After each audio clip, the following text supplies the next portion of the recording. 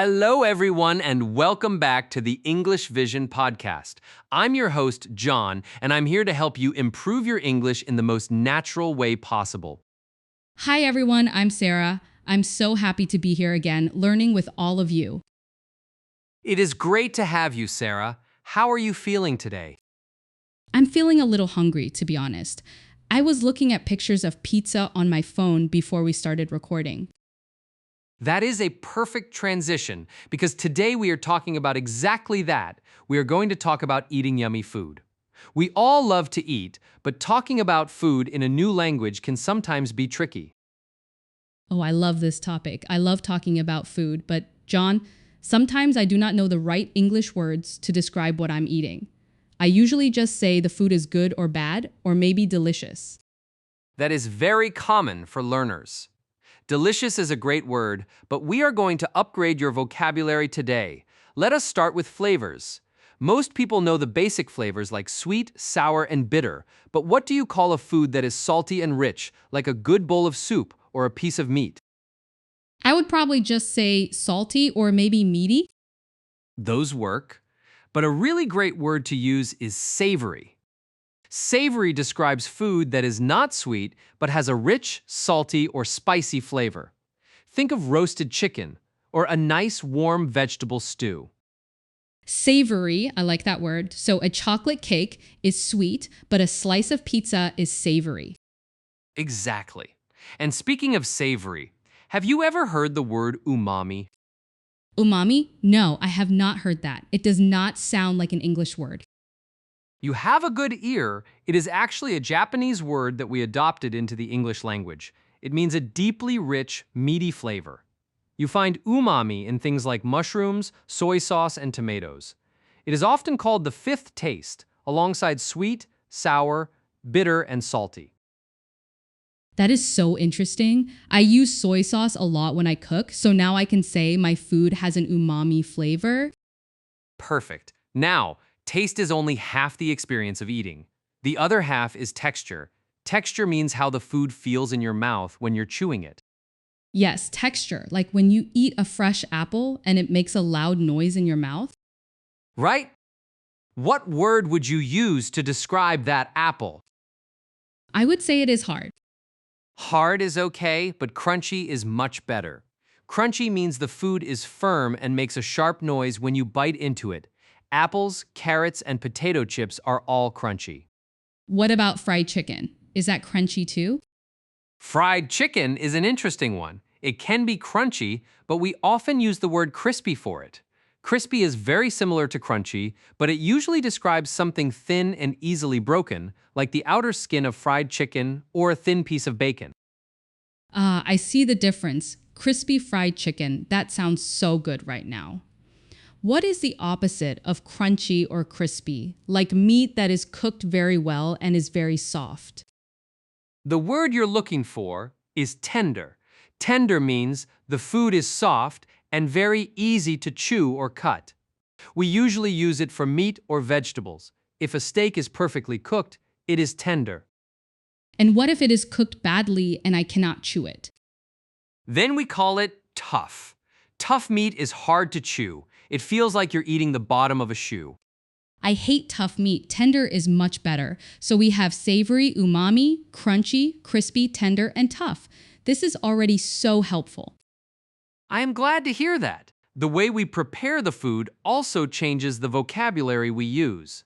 Let us talk about cooking methods really quickly. Like frying and boiling. Yes, exactly. Boiling is cooking food in very hot water. Frying is cooking food in hot oil. But what if you put meat or vegetables inside an oven with a little bit of oil? Is that baking, like baking a cake? It is very similar.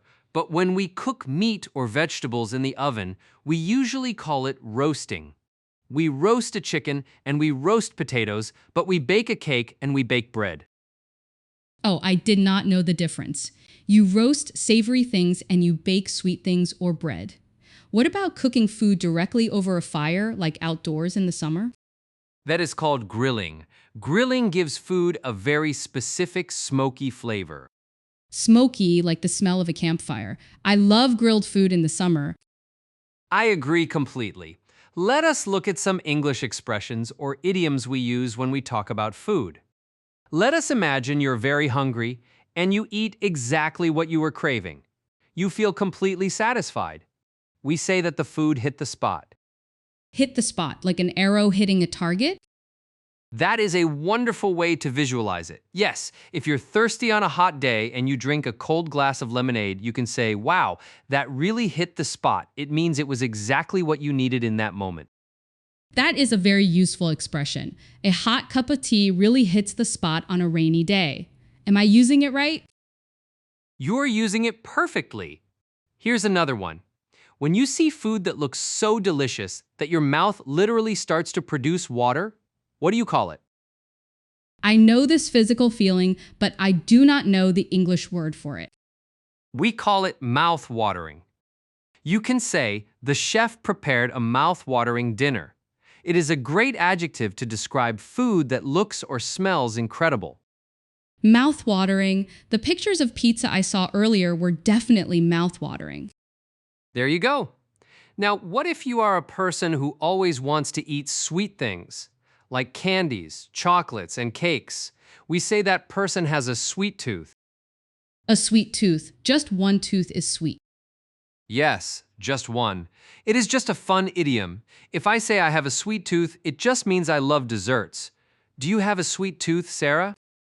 I definitely have a sweet tooth. I can never say no to a bowl of ice cream after dinner. Ice cream is definitely hard to resist. Now, let us talk about how we eat during a busy day. Sometimes we do not have time for a big meal, so we just eat a little bit very quickly. We call this grabbing a bite.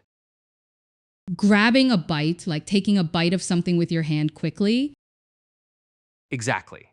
If we are working hard at the office and only have 15 minutes, I might say to my coworker, "Let us go grab a bite." It means, let us go get some quick, casual food.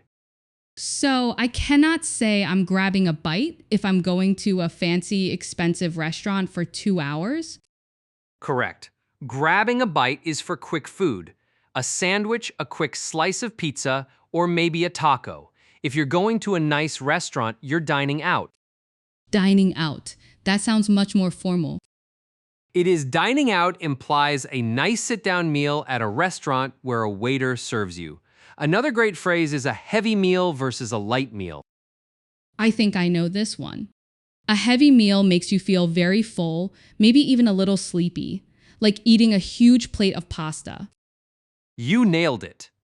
And a light meal is something small that gives you energy but does not make you feel tired, like a small salad or some fruit.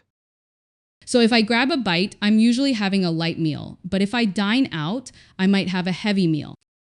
That is a brilliant way to connect the vocabulary, Sarah. You are doing fantastic today. Thank you, John. I feel like I learned so many new words. I moved past just saying food is good or bad. Let us do a quick practice. How would you describe your perfect dinner using some of the words we learned today? Let me think. For my perfect dinner, I would want to dine out. I'm craving a savory meal, maybe a roasted chicken that is very tender with some crispy potatoes on the side. That sounds mouth-watering.